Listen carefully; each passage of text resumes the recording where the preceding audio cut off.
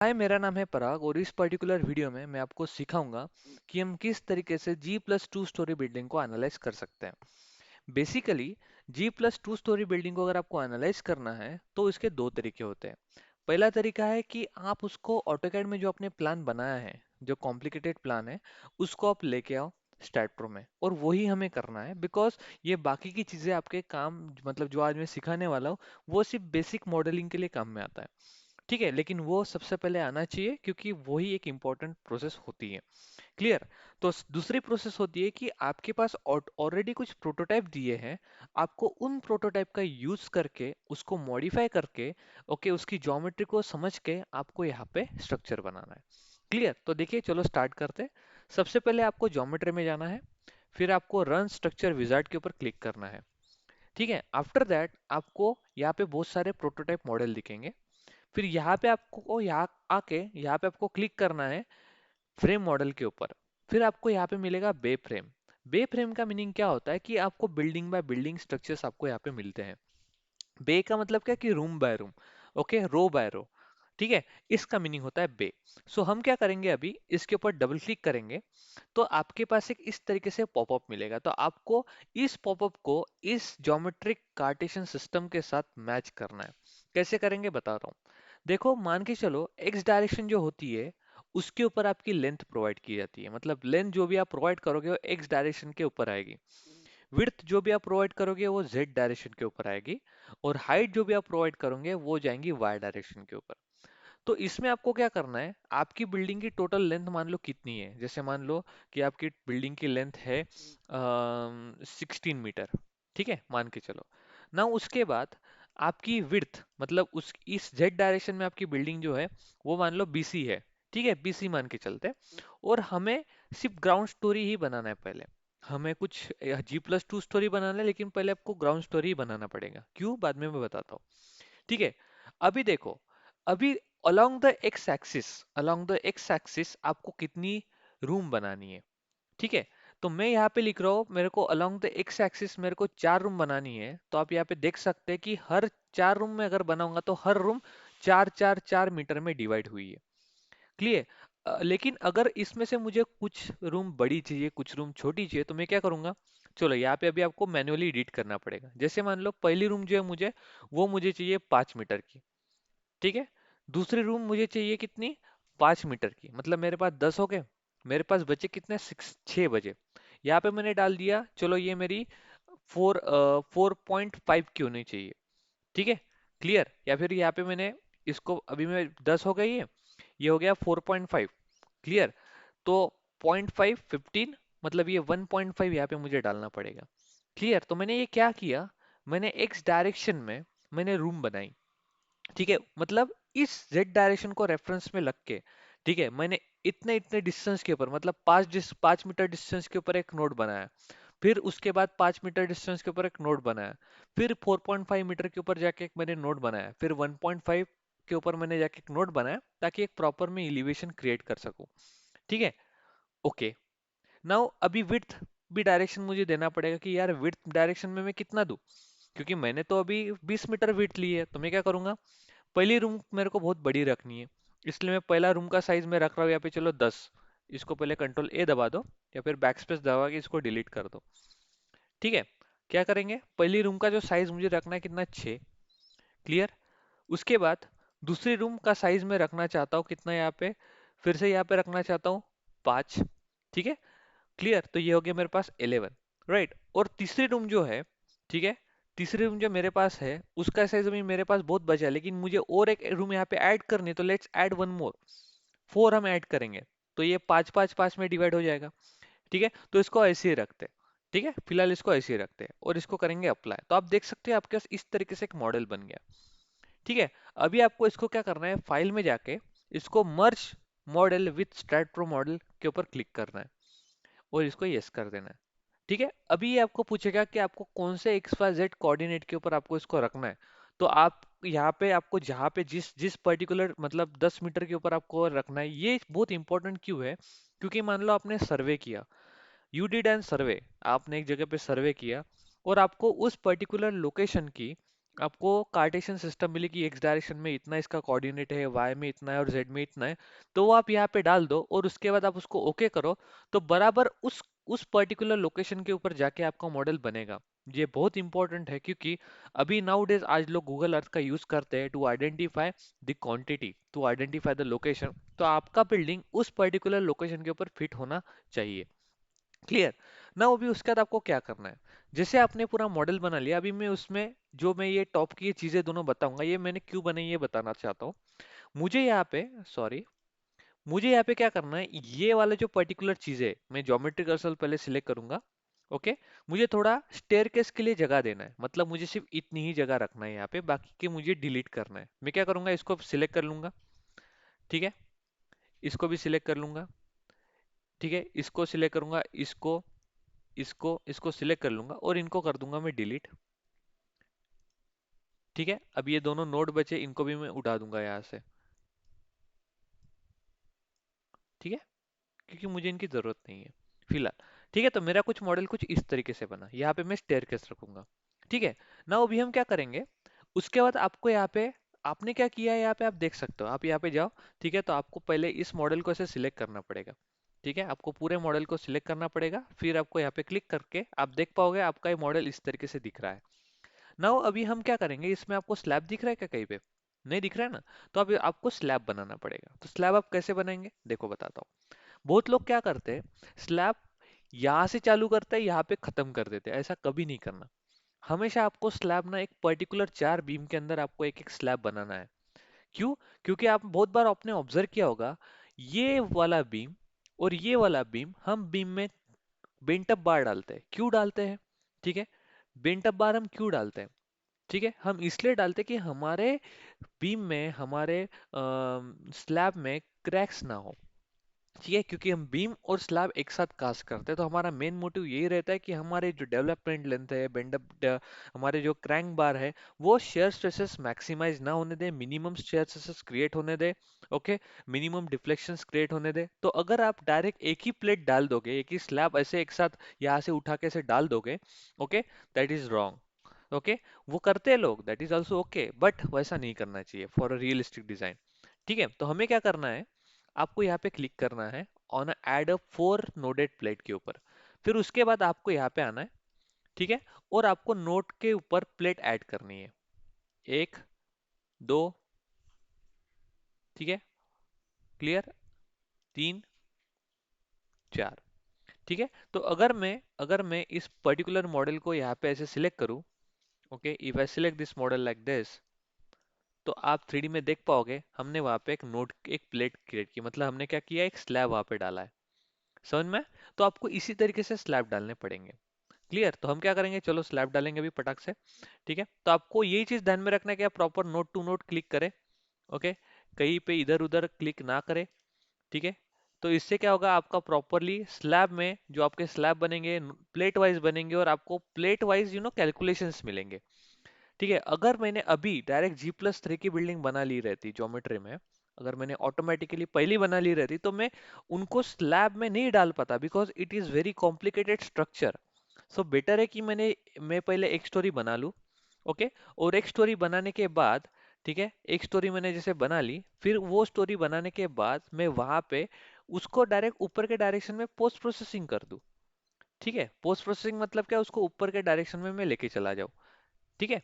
तो उससे क्या होगा, उससे मेरे को 10 बार ये स्लैब क्रिएट करना नहीं पड़ेगा, एक ही स्लैब ऊपर जाएगा, एक ही स्लैब नीचे आएगा। लेकिन अगर मैं उसकी लोडिंग कंडीशन के बारे में बात करूँ, तो यस, मुझे लोडिंग कंडीशन अलग अलग तरीके से लगाना पड़ेगा। उसका भी मैं आपको टैक्टिक बताऊंगा कैसे करते हैं। ये वीडियो थोड़ा लेंदी होगा, but you need to watch till end, right? So click here, here, here and here. Okay. After that click here, here, here and here, sorry, here. मैं ये इस पोर्शन को ओपन रख रहा हूँ दोस्तों, बिकॉज यहाँ पे हम स्टेयरकेस लगाने वाले, आज नहीं लगाने वाले, स्टेयरकेस पहले बनाना पड़ता है उसके बाद लगाना पड़ता है। ठीक है। बहुत बड़ी मॉडलिंग होती है, अभी तो टफ क्लासेस आपके चालू हो गए, so be prepare for that. Okay. So here and here. Okay. तो लेट्स चेक कि हमने कोई मिस तो नहीं किया है, तो हम पहले चेक करेंगे कि हमने कुछ सेक्शन, कुछ कुछ हमने मिस तो नहीं कर दिया है। ठीक है, तो यहाँ पे जाएंगे, चेक करेंगे तो ओके यू कैन सी, तो हमने पूरा इस तरीके से मॉडल बना दिया और ये हमने ओपन रखा है फॉर स्टेयरकेस। अभी हम क्या करेंगे, now what we will do is, हम यहाँ पे जाके, ठीक है, इस पूरे मॉडल को इस डायरेक्शन में देखेंगे। उसके बाद या फिर आइसोमेट्रिक में भी देख सकते हो, नो इशू।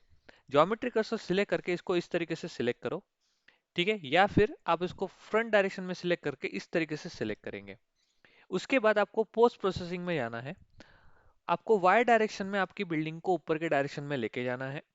हमने G+2 स्टोरी बोला था, इसका मतलब क्या, आपके पास 3 स्टोरी बिल्डिंग आपकी है, मतलब ग्राउंड फ्लोर तो ये ऑलरेडी है, आपको और 2 स्टोरी बनाना है, तो यहाँ पे 2 आपको लिखना पड़ेगा। और आप स्टोरी की हाइट 3 मीटर दे रहे हैं, इसलिए आपको यहाँ पे 3 मीटर लिखना पड़ेगा। ठीक है, उसके बाद आपको यहाँ पे लिंक स्टेप्स करना पड़ेगा ताकि आपका पूरा मॉडल एक जैसा लिंक हो। ओके, अभी मैं इसको करूंगा ओके। तो आपको देखो इस तरीके से आपका मॉडल बन गया। अभी मैं आपको इसका एक बेसिक कंसेप्ट बताता हूँ। मान के चलो अगर मैंने नीचे मतलब मैंने ऑटोमेटिकली पहले ऐसा मैंने मॉडल बना लिया रहता तो बाहर के तो बीम में डिलीट कर देता, बट जब स्लैब बनाने की बारी आती तो you can identify the node properly. क्या आप नोड आइडेंटिफाई कर पाते कि इसका यार इस प्लेट का कौन सा नोड है? ठीक है, इसलिए मैंने पहले ही ग्राउंड स्टोरी बिल्डिंग में जो जो मुझे चेंजेस करने थे वो मैंने कर लिए। ठीक है, तो इस तरीके से मेरी बिल्डिंग बन गई। अभी मान के चलो कि यहाँ पे कभी ओपनिंग देनी है, एक जगह पे मेरे को कोई ओपनिंग देनी है, वो कैसे दूंगा वो भी मैं आपको बताऊंगा। तो यहाँ पे वो ओपनिंग देने के लिए अभी मैं बताने वाला हूँ। हम क्या करेंगे, क्योंकि टॉप फ्लोर ये है मेरा, तो टॉप फ्लोर पे मैं ओपनिंग देना पसंद करूंगा यहाँ पे। तो पहले यहाँ से इतना मैं एक प्लेट यहाँ पे चलो पहले डाल देता हूँ। ठीक है, यहाँ पे मैंने एक डाल दिया।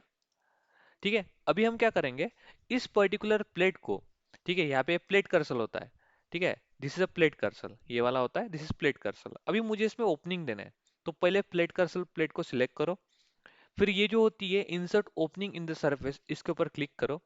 ठीक है, ओके, तो उसने बोला कि वैलिड सरफेस चाहिए। तो चलो ये मैं आपको नेक्स्ट वीडियो में बताऊंगा कि किस तरीके से इसको करते हैं, फिलहाल तो इसमें इसमें नहीं बताऊंगा एक्चुअली। ठीक है, क्लियर, मैं नेक्स्ट वीडियो में आपको डेफिनेटली बताऊंगा इसके बारे में। ठीक है, सो आफ्टर दैट अभी हम क्या करेंगे, हमारी सारी प्रोसेसिंग करेंगे, जैसे कि मॉडलिंग करेंगे। सो जनरल में जाओ, सबसे पहले डिफाइन करेंगे कॉलम का साइज। तो कॉलम का साइज मैं यहाँ पे डिफाइन कर रहा हूँ 0.4 0.3, ओके, बाय 0.3। ओके, ऐड, और जो बीम का साइज मैं प्रोवाइड कर रहा हूँ उसकी मैं जेप रख रहा हूँ 0.4 बाय 0.3, ऐड, क्लोज। ठीक है, now after that I am going to assign this to column only. ठीक है, तो हम क्या करेंगे, पहले साइज को सिलेक्ट करो, सिलेक्ट पे जा, ठीक है, beam parallel to X direction पे क्लिक करो। ठीक है, इसको पहले आइसोमेट्रिक व्यू में रखना, और उसके बाद सिलेक्ट में जाके beam parallel to Z direction करना है। ये मैंने क्यों किया, क्योंकि मेरे को पता है कि वाई डायरेक्शन के तो सारे मेरे कॉलम है बेटर, तो मैंने क्या किया, सारे एक्स और जेड डायरेक्शन के जो मेरे बीम थे उनको मैंने सिलेक्ट कर लिया, और यहाँ पे असाइन टू सिलेक्टेड बीम को मैं असाइन कर लूंगा, यस। आफ्टर दैट मैं ये नेक्स्ट सेक्शन सिलेक्ट करूंगा, go to select, select beam parallel to the Y direction, okay, और assign to selected beam, yes. ठीक है, नाउ अभी आप देख सकते हैं 3D मॉडलिंग में अगर मैं जाऊंगा तो मेरा सेक्शन कुछ इस तरीके से दिख रहा है, क्लियर, ठीक है, दिख रहा है यहाँ पे इस तरीके से। ना अभी मैं क्या करूंगा, मैं अभी सरफेस बताऊंगा, थिकनेस, मेरा जो स्लैब है उसको थिकनेस प्रोवाइड करूंगा, तो मैं थिकनेस में जाऊंगा, ओके, और यहाँ पे मैं थिकनेस प्रोवाइड करूंगा 0.15, और इसको करूंगा ऐड, क्लोज। फिर इसको पकड़ के आपको प्लेट के ऊपर प्लेट कर्सर को सिलेक्ट करना है, नीचे से लेके पूरा ऊपर तक सिलेक्ट करो, ओके, और असाइन टू सिलेक्टेड प्लेट के ऊपर असाइन कर देना है। ठीक है, तो जितने भी आपकी प्लेट थी सारी की सारों को थिकनेस असाइन हो चुकी है, क्लियर। ठीक है, ना उसके बाद अभी आपको सपोर्ट असाइन करने पड़ेंगे। Go to the front direction, go to the support, ठीक, sorry, support, create, fix support, click add, select this, select all the support at bottom direction, check कर लो कि सारे सिलेक्ट हुए कि नहीं हुए, और select assign to selected note assign. ठीक है, नाउ आफ्टर दैट अभी हम जाएंगे लोड एंड डेफिनेशन के ऊपर।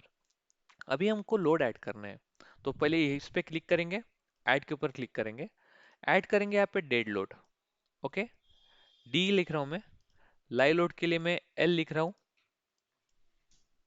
ओके, ठीक है, उसके बाद रूफ लोड के लिए मैं आर लिख रहा हूं, रूफ लोड, ओके, फिर मुझे विंड लोड देना है, तो मैं विंड लोड लिखूंगा, यहाँ पे ऐड करूंगा। ठीक है, उसके बाद मैं यहाँ पे बस इतना ही लोड रखना चाहूंगा। ठीक है, सो मैंने उस दिन आपको बोला था कि there is a various different different kind of load conditions available, जो कि आपको प्रोवाइड करना पता है। तो मैं आपको बताना चाहूंगा IS code 875 part number 1, part number 2 and part number 3, ये तीन जो आईएस कोड्स है, ये आईएस कोड हेल्प करते हैं डिफरेंट डिफरेंट टाइप के लोड्स को अप्लाई करने के लिए। क्योंकि अगर आपको डेड लोड नहीं पता है तो आपको डेंसिटी अगर पता है तो you can identify the load.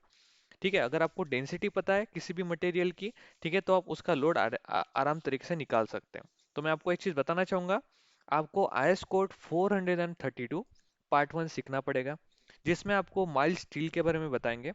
ठीक है, आपको H Y S D steel bar के लिए आपको आईएस कोड 1139 और आईएस कोड 1786, ठीक है, ये आपको सीखना पड़ेगा, जिसमें आपको high yield strength steel bar आपको जिसके बारे में इंफॉर्मेशन मिलेगी। Now come to the load condition. देखिए, ये मैं मेरे यूट्यूब के वीडियो में कभी नहीं बताता हूँ जो मैं आज आपको बता रहा हूँ। ठीक है, एसी जो मतलब एस्फाल्ट कंक्रीट की जो शीट होती है, उनका यूनिट वेट होता है 137 Newton per metre square. Clear? ठीक है, जो हमारी ब्रिक होती है, जो ब्रोकन ब्रिक होती है, ठीक है, उसका जो अगर मैं आपको वेट बताऊं तो उसका होता है 14.2 kilo newton per metre cube. मतलब 1 मीटर क्यूब में जो हमारी ब्रोकन ब्रिक्स होती है, उसका लोड होता है 14.2 kilo newton per metre cube. जो हमारी कॉमन ब्रिक होती है, विदाउट ब्रोकन जो वेट होती है, हमारी ब्रिक होती है, उसका वेट होता है 16 kilo newton per metre cube. अभी आप मुझे बताओ कि you have a overall wall, आपके पास पूरी वॉल है। क्लियर? मैं क्या बताना चाहता हूँ, अभी मैं आपको ये सिखाऊंगा। ओके, हाँ, तो हाँ, एक मिनट। नाउ अगर मैं डेड लोड असाइन कर रहा हूँ, लाइव लोड असाइन कर रहा हूँ, तो ये सारी चीजें आपको पता होना चाहिए कि ये कहाँ से आती है। ठीक है, तो जैसे मैं आपको अभी बताया कि ब्रिक का क्या साइज होता है, ब्रिक कॉमन का क्या साइज होता है। तो ब्रिक कॉमन का जो हमारा यूनिट वेट होता है, that is 16 kilo newton per metre cube. तो 1 मीटर क्यूब का अगर मेरा unit weight 16 kilo newton per metre cube है, तो मेरे पूरे वॉल के लिए कितना लगेगा, that you need to identify. बराबर, सो हम क्या करेंगे, यहाँ पे मैं लिखता हूँ HEIGST height, okay, width, right, और लेंथ, तीनों के तीनों मीटर में है। ठीक है, तीनों के तीनों हम मीटर में रख रहे हैं। उसके बाद अभी मेरी हाइट कितनी है वॉल की, 3 मीटर जो मैंने ली है, क्योंकि एक फ्लोर की हाइट तो 3 मीटर है। विड्थ कितनी है मेरी, 0.3 है। बराबर, और मेरी लेंथ कितनी है वो भी आपको देखना पड़ेगा, तो चलो हम देखते हैं। तो यहाँ पे सबसे पहले टॉप फ्लोर पे आएंगे, ये वाले डायमेंशन को यूज करेंगे। ठीक है, तो चलो लेंथ चेक करते हैं, यहाँ से लेके इतनी लेंथ, बराबर 14.5। क्लियर? तो यहाँ पे जाओ और लिखो कितना, 14.5। तो यहाँ पे मेरा कितना क्वांटिटी आएगा, metre into metre into metre, मतलब metre cube. Clear? Into this, into this, मतलब 13.05 मीटर मेट्रिक क्यूब। इतना मेरे को क्या लग रहा है, मेरा बिल्डिंग का लोड है। मतलब मेरे बिल्डिंग में उतना सिर्फ ब्रिक ही लग रहे हैं, 13.05 सिर्फ एक डायरेक्शन में। ठीक है, तो अभी आपको क्या करना पड़ेगा, इस 13.05 लोड को हमको 16 किलो न्यूटन से मल्टीप्लाई करना पड़ेगा। So my load for one unit wall is 16 kilo newton, one sorry brick for a common brick for 1 metre cube is 16 metre cube. Okay, 16 kilo newton per metre cube. तो हम क्या करेंगे, equals to जो भी हमारा जितना total metre cube quantity है, उसको यूनिट क्वांटिटी से मल्टीप्लाई कर देंगे। So what you will get, you got 208.8 208.8 kilonewton load, okay, for your building। तो इतना लोड आपको आपके बिल्डिंग के ऊपर, सिर्फ वॉल के ऊपर यूनिफॉर्मली डिस्ट्रीब्यूटेड लोड अप्लाई करना पड़ेगा। क्लियर है? ठीक है, समझ में मैं क्या बोलना चाहता हूँ। अभी आप ये अप्लाई करोगे कहाँ, that is one of the basic question. ठीक है, आप इसको अप्लाई, अभी ये मैं बिल्डिंग का लोड, आपको किसका लोड बताया मैंने, this is a load for a wall, तो this load should be applied. अभी देखो, यहाँ पे ध्यान में रखो, मैं फ्रंट डायरेक्शन में बता रहा हूँ। ठीक है, इसको उड़ा दो अभी। आपकी ये वॉल पहले यहाँ पे है, तो इस वॉल का लोड तो नीचे जाएगा। क्लियर? तो ऊपर की जो वॉल है फर्स्ट फ्लोर की, इसका लोड इसके ऊपर आएगा, तो आपको यहाँ पे डालना पड़ेगा। समझ में? इस वॉल का लोड इसके ऊपर आएगा, मतलब आपको सिर्फ इन दोनों बीम के ऊपर ही लोड डालना है और कुछ नहीं करना है। रेस्ट नीचे का वॉल का तो लोड तो छोड़ ही दो, वो तो ग्राउंड में जा रहा है, वो हम कब कंसीडर करेंगे जब हम फाउंडेशन बनाएंगे। क्लियर है? समझ में? नाउ अभी हम क्या करेंगे, इसको चारों डायमेंशन से अप्लाई करेंगे, तो let's apply. Go to the dead load, click on add. सबसे पहले आपको -1 अप्लाई करना पड़ेगा, फिर हम मेंबर लोड में जाएंगे और यहाँ पे ये वाला लोड असाइन करेंगे। कितना है? -208, -208 किलो न्यूटन। ठीक है? जी वाई डायरेक्शन एट क्लोज। ठीक है, तो चलो अब पहले इसको तो सेल वेट को पूरे व्यू को असाइन कर दो। ओके, उसके बाद अभी हम क्या करेंगे, आइसोमेट्रिक व्यू में इसको देखते हैं। ठीक है, तो चलो पहले इसको इसी व्यू में देखते हैं प्रॉपरली। सिलेक्ट करेंगे। ठीक है, ज्योमेट्री में जाओ पहले इस तरीके से, सॉरी वेट अ मिनट, इस तरीके से जाओ, सिलेक्ट करो, go to select, beam parallel to X direction, beam parallel to the you know y direction, just wait a minute, select beam parallels to the z direction। ठीक है, clear? अभी मुझे देखो, मुझे ऊपर की चाहिए क्या, नहीं तो कंट्रोल दबाओ और इसके ऊपर क्लिक करो। ठीक है, क्लियर? ना उसके बाद मुझे इन दोनों के ऊपर ही रखना है। समझ में? तो मैं क्या करूंगा, assign to selected beam. Okay, और असाइन हो गया, असाइन। क्लियर है? समझ में बात? ठीक है, ये हो गया असाइन। नाउ अभी हमें क्या करना है, अभी हमने डेड लोड असाइन कर दिया, सिर्फ किसका, ये वॉल का डाला है। ठीक है, सिर्फ हमने वॉल का डेड लोड हमने इसमें डाला है। क्लियर? अभी हम क्या करेंगे, अभी हम इसमें लाई लोड भी डालेंगे। ठीक है, अब अभी सॉरी, अभी इसमें हम बीम का भी लोड डालेंगे, लेकिन फिलहाल बीम का लोड हमें डालने की जरूरत नहीं है क्योंकि हमने ऑलरेडी सेल्फेट डाल के रखा है। ओके, बाकी की चीजें मैं आपको नेक्स्ट वीडियो में बताऊंगा प्रॉपरली, बट इस वीडियो में बस आपको इतना ही बताना चाहता था कि डेड लोड की वजह से क्या बिहेवियर होते हैं। नाउ मैं आपको इसमें लाई लोड डालना बताऊंगा, लाई लोड भी हम इसमें उसी तरीके से डालेंगे। Just wait a minute, add. ठीक है, नोडल लोड -10 किलो न्यूटन, वो ज़्यादा नहीं होता है। ओके, या फिर okay, add, close. Now select this. Okay, select beam parallel to X direction, select beam parallel to Z direction, फिर फ्रंट फेस में आओ। ठीक है, इनको उड़ा दो क्योंकि इनके ऊपर तो रूफ लोड आएगा, right? Assign to selected beam, assign, yes. Now one second, अभी इसके ऊपर हमने क्या किया, पॉइंट लोड भी अप्लाई कर दी है। ठीक है, आपको ये चीज ध्यान में रखना है, वर्टिकल और हॉरिजॉन्टल दोनों तरीके से लोड अप्लाई किए दोस्तों। ठीक है, आप देखो properly, vertical and horizontal in both direction we applied the load, that is very important. Now after that अभी हमें क्या करना है, रूप लोड भी असाइन करना है, तो रूप लोड में जाएंगे। ओके, ऐड करेंगे। अभी जितना मुझे पता है कि अगर रूफ लोड में बताना बताऊंगा अभी आपको, तो फिलहाल तो आप उसको ध्यान में मत रखो क्योंकि क्या है, लिविंग रूम में, क्योंकि मैंने जो लोड अभी आपको बताया वो कुछ ज़्यादा ही लोड मैंने आपको बताया है। ठीक है, क्लियर? तो फिलहाल तो आप उसको ध्यान में मत रखो। ओके, तो इसको हम फिलहाल इसको जस्ट मेंबर लोड इसको बहुत कम रखेंगे, it's -2 kilo Newton only. Add, close, select this. Okay, and after that go to this direction, select the beam upper side. Okay, and assign to selected beam, assign, yes। Okay, after that wind load को इसमें मैं delete कर रहा हूँ because फिलहाल कुछ ज़्यादा ही load हो गया इसमें। Now analysis and print, add, close, analyse, run analysis, save. Let's check the deflection. ठीक है, इसमें डिफ्लेक्शन चेक करेंगे किस तरीके से आते हैं। ठीक है, warning is okay but no need to, error नहीं आनी चाहिए। Go to post processing, apply, okay. ना इसको क्लोज करेंगे। ठीक है, एनिमेशंस में जाएंगे, इसको कम कर देता हूँ मैं थोड़ा। Okay, now again I will check the section displacement. Okay, apply, okay. ठीक है, अभी मैं डिस्प्लेसमेंट डिफ्लेक्शन चेक करूंगा। ठीक है, now let's see the values first. ठीक है, एक्स डायरेक्शंस। ठीक है, तो मैं पहले यहाँ पे रिजल्ट्स में जाऊंगा, व्यू वैल्यू के ऊपर क्लिक करके, इस पहले 1 मिनट रुक जाओ, पहले इसको बंद ही करता हूँ। अभी रिजल्ट पे आके व्यू वैल्यू पे क्लिक करेंगे, beam results, all this things select. Okay, annotate, okay okay, close. Okay, नहीं दिख रहा है, let me select everything. No,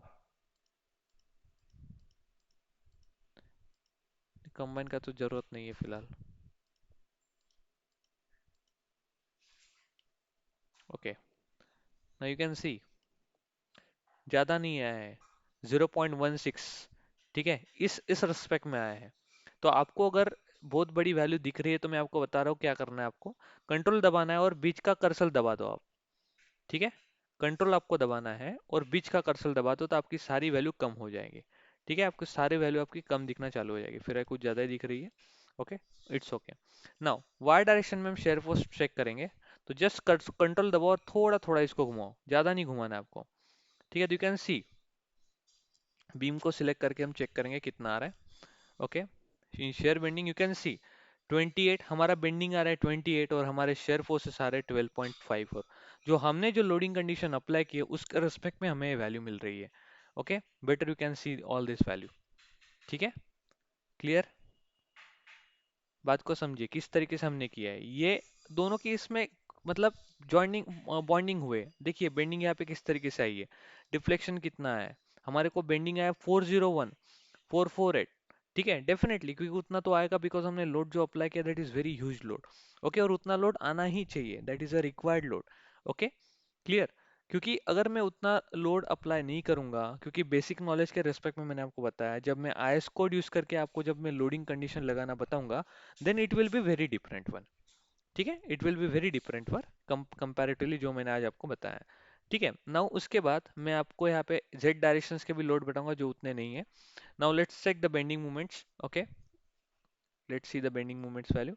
okay, तो आप यहाँ पे देखें, नीचे के देखेंगे हम तो can see the bending similarly 401 आई है और शेयर फोर्सेस हमारे आए 561। ठीक है, तो इस तरीके से हमारे शेयर फोर्सेस आए। नाउ अगर मुझे इसको रिड्यूस करना है, how can I reduce this value? Okay, how can I reduce this all this value? तो इसको व्यू वैल्यू के ऊपर मैं सबको रिमूव ऑल कर देता हूँ। ओके, आप देख सकते हैं इस तरीके से मेरे इसमें शेयर फोर्सेस आए हैं। ठीक है, like this share forces I incurred. Clear? तो अभी मुझे इन सबको क्लियर करना है, कम करना है, तो मॉडलिंग में जाऊंगा। डेफिनेटली हमने G+2 स्टोरी बिल्डिंग असाइन कर रहे हैं तो उसके हमें तो साइज चेंज करने पड़ेंगे, तो बीम के साइज में चेंज करने जा रहा हूँ। मैं चेंज करूंगा क्या, देखो, एडिट पे क्लिक करूंगा, चेंज करूंगा मैं depth, I make it as a 0.5। Okay, change, yes, close, and my I change the size. Okay, to edit, I will never change ZD value, मैं हमेशा YD की वैल्यू ही चेंज करूंगा। ठीक है, तो यहाँ पे मैंने एक गलती की, मुझे ZD 0.3 रखना चाहिए था। ओके, वेट अ मिनट, 0.3, और मेरी जो YD है, जो मेरी डेप्थ है, ठीक है, वो मुझे रखना है as a 0.5। Okay, change, close. Okay, now again you go to analyze and run analysis and save. Let's check the another results. Okay, done. Go to post processing, apply, apply, okay. Now we will check the all values. ठीक है, अभी हम check करेंगे beams को। ठीक है, share bending 403 आई है और शेयर फोर्स भी हमारा 521 आया है, राइट? यहाँ पे हम चेक करेंगे शेयर फोर्सेस 413, ओके, और बेंडिंग मोमेंट आया 525। Okay, like this. Shear force shear bending check करेंगे 370 एंड 515। राइट, नाउ अभी मैं आपको एक चीज और बताऊंगा, इसमें शेयर स्ट्रेसेस चेक करना बताऊंगा। तो आपको क्या करना है, यहाँ पे क्लिक करना है प्लेस स्ट्रेसेस के ऊपर, फिर आपको यहाँ पे लोड केस सिलेक्ट करनी है कि मुझे डेड लोड के हिसाब के कितना आ रहा है, या आप एनवलप सिलेक्ट करेंगे तो आपको एनवलप के हिसाब से दिखाएगा, मतलब तीनों का कॉम्बिनेशन के हिसाब से दिखेगा। फिर आपको यहाँ पे सिलेक्ट करना है, ठीक है, पहले डेड लोड ही सिलेक्ट करिए, फिर हम जाएंगे यहाँ पे आपको क्या चाहिए, मैक्सिमम एब्सोल्यूट वैल्यू चाहिए। तो अगर रेड कलर इसका मतलब मैक्सिमम क्रिटिकल वैल्यू है। ठीक है, तो इसको अप्लाई करेंगे और ओके करेंगे, तो आप देख सकते हैं यहाँ पे कि हमारी जो ये पर्टिकुलर जो एरिया है that come under the critical section and the rest all value, okay, rest all value हमारा माइनर सेक्शन तक आ रहा है। ठीक है, लेकिन आ रहा है, मेजर सेक्शन तक आ रहा है, तो हमें भी इसमें भी बहुत सारे चेंजेस करने पड़ेंगे। ठीक है, हमें ये ध्यान में रखना है कि हमें किस तरीके से चेंजेस करने पड़ेंगे। तो आप देख सकते हैं कि हमें किन किन चीज़ों के ऊपर फोकस करना चाहिए। हमें हमारे बीम साइज के ऊपर फोकस करना पड़ेगा, हमें हमारे मटेरियल जो हम यूज़ कर रहे हैं, हम कौन सा मटेरियल यूज़ कर रहे हैं, हमको उसका M20 कंक्रीट यूज़ कर रहे हैं कि M35 grade of concrete use कर रहे हैं, M45 M30 M20 grade of concrete use कर रहे हैं, उसके ऊपर हमें थोड़ा ध्यान में रखना पड़ेगा। ठीक है, ये सारी चीज़ें हमें हमें देखने पड़ेंगे।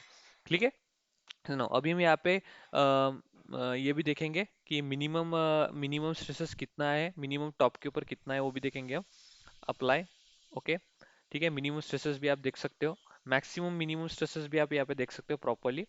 ओके। इसको इस पर्टिकुलर इसका यूज करके आप इसको मॉडल को रोटेट भी कर सकते हैं, नो इशू। ठीक है। ओके। घुमा भी सकते हैं इसको प्रॉपरली। ठीक है।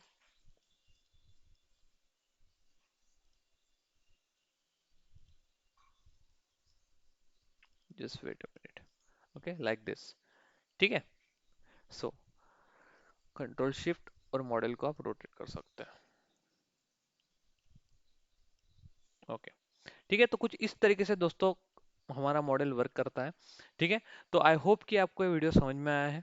ठीक है, प्लीज आप ट्राई करके देखिएगा। नेक्स्ट वीडियो में मैं आपको IS कोड 875 के रेस्पेक्ट में ही सारे लोड कंडीशन पहले बताऊंगा। तो नेक्स्ट वीडियो लोड कंडीशन मतलब IS कोड के रिलेटेड रहेगा। ओके। तो उसमें हम मैक्सिमम चीजें सीखेंगे और मैं आपको सारी चीजें प्रॉपरली सिखाऊंगा। ठीक है, तो प्लीज